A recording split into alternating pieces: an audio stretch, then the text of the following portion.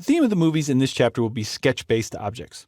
What I mean by sketch-based objects is any object in Revit that we have to create a two-dimensional sketch in order to indicate the shape and overall form of the object. There are certain objects that Revit just can't automatically assume the shape and form for you. When you draw walls and doors and windows, you really only need a click or two and Revit can do the rest. But when you want to draw elements like floors and roofs and stairs and railings, these objects require a little bit more input from you in terms of what the shape and the overall form is. So in this movie, we're going to start our exploration of sketch-based objects with a look at the floor element. So I'll start here on my first floor plan, and we're going to go to the Architecture tab, and I can click on the Floor button. Now, if you use the drop-down, it's just this first option right here, Floor Architectural. Now, that takes me into sketch mode. How do I know I'm in sketch mode? Well, there's a couple clues on screen. The drawing window will gray out, and the ribbon will change to this green tinted color. Now, in addition to that, there'll be a mode panel, and it will have a big red X and a big green checkbox. And those buttons are important because those are the only two ways out of sketch mode. If you press escape, it doesn't work. If you click the modify tool, it doesn't work. The only way to get out of the sketch mode is to click the red X if you've changed your mind and you want to cancel, and the green check mark if you want to finish. Now, sometimes folks will wander off onto other ribbon tabs. I don't recommend doing that. Notice that most of the tools are grayed out anyway, and you can't really do anything in those locations. So the best thing to do when you're in sketch mode is just stay on the Modify tab. All of the tools you need are right here. Now, when you're creating floors, it's often the easiest to create them from existing wall geometry. And all of the defaults are already set up that way. So if we look over here on the Draw panel, we're drawing boundary lines. That's the default. And that's going to be the shape of our floor that we're going to sketch out 2D. Then we've got this Pick Walls option right here. Now, we certainly could use lines and rectangles and circles, but with Pick Walls, I'll be able to use the existing walls in my model to build my floor from. And so that's a really handy feature. And then finally, we've got this checkbox right here, which says extend into wall core. Now that's really helpful as well, because it will actually sense the core of the wall and it will put the sketch line there. So I can illustrate that if we just zoom in a little bit, maybe right here, and then I'm going to click to create my first sketch line on this wall. And notice when I click that wall, it put the sketch line at the face of the core. Now, it can actually put it on the exterior face or the interior face, and you could use this flip grip right here to change it at any time. So I want to make sure it's on the exterior face of the wall. I'll do my previous zoom, and let me continue clicking exterior walls all the way around the plan. Now, here at the front, this is actually in two pieces. So there's a wall here and another wall here. And you could click both and let them touch end to end, but what I actually prefer to do is go to my trim and extend command and then just trim up this last corner like so. A floor sketch has to be an enclosed sketch. So you have to make sure that all of your corners are touching one another and they're all nice, clean intersections. When you've got the sketch finished, you can come up here and click the green finish checkbox to finish the edit mode. Now, when you do that, you'll get a message from Revit asking you if you want the walls that are underneath this floor to attach to the floor itself. Now, sometimes that's a good thing to do, and we're going to do that with the next floor that we build, but actually in this case, I'm going to answer no. And I'll be able to show you why we answered no when we cut a section in a few moments. So for now, we'll just kind of postpone that and continue on. Now, notice that the floor slab is still selected. You can see it highlighted all the way across the plan here. And if you wanted to make any changes to it, there's actually an edit boundary button here on the ribbon. So I could click that.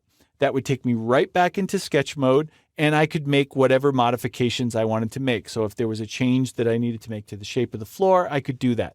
Now, in this case, I don't actually want to keep that change. So to cancel the mode, again, you don't press escape or undo or anything like that. You click the big red X here, and it will confirm that you want to cancel, and you'll say yes. All right, so now let's move up to the second floor and create another floor slab up there. So I'm going to go to level 2 floor plan. And here, we only have the second floor on this left-hand portion of the plan. And what I'm going to do is go back to architecture, click the floor button again, accept all the same defaults, boundary line, pick walls, extend into core, and I'm going to start clicking these exterior walls here on the second floor. Now, I'm only going to do the ones on the left. Right over here in this location is a double volume space looking down into the reception area. So I don't want to put a floor there. So what I'll do instead is use my trim and extend to corner. I'm going to pick this line right here and then make sure I'm picking the left side of the line up above so that it will trim up and create a nice rectangle there.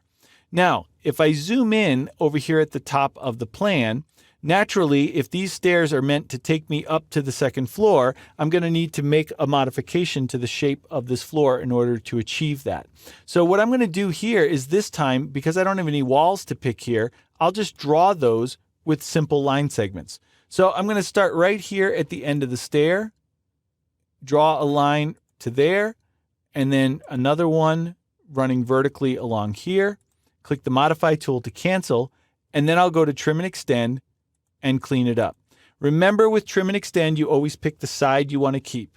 Trim that up here, and then I'll click Finish again.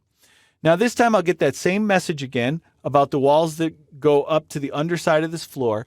Now here we're talking about the office walls, for example, on the first floor. So this time I'm going to say yes so we can see a difference. Now I'll get a second message which will ask me about the perimeter. And I'm going to say yes for that one as well. Now to show you what both of those yeses did, let me zoom out and cut a section through my building. Sections are really handy to help you understand what's going on with the structure of your model. So you draw a section by just clicking 2 points on screen. So I'm going to start over here near grid line 3, click a point, and then draw it straight across horizontally and click another point like so. You'll get a dash box here indicating the extents of the section. I'm going to click away from it to deselect it, and then I'm going to double click on the blue section head in order to open it up.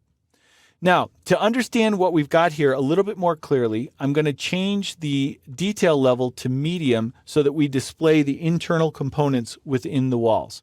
And then I'll come over here and zoom in this location right here. Now, the first question asked about if we wanted the walls that went up to this floor to attach to their bottom. So this wall we answered yes, and as you can see, it's attaching to and cleaning up with the floor over here. This one, we said no. And hopefully now you can understand why we said that, because that would have chopped this wall down to here and we'd have this unnatural kind of notch right there. So that wouldn't have been desirable. The second question asked if we wanted to join the floor slab with the perimeter walls, and there we said yes, and you can see what that's done. The floor slab penetrates in and through the core, and then the wall has carved out a small pocket to receive it. Now, if you don't like the way this floor is overlapping this wall, we actually have a tool that can fix that. We can go to the Modify tab, click this Join Geometry command. You select the perimeter wall here, and then you select the floor there. Now, you may need to do that in other locations as well, but that will clean up that condition. Now, one last thing I want to point out about the way that we built these floors.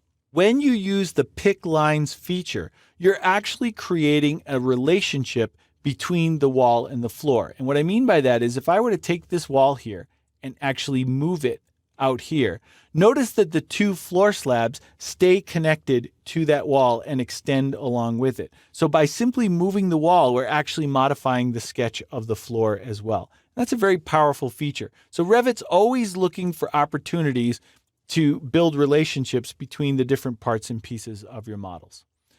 So that's a look at our first sketch-based object. Creating floor slabs is as simple as going into a floor plan and drawing out the shape that you want that slab to be. When you click Finish, Revit creates the 3D geometry for it. We use the Pick Walls feature here to make the sketching easier, but you can actually draw floor slabs using any of the normal sketch tools.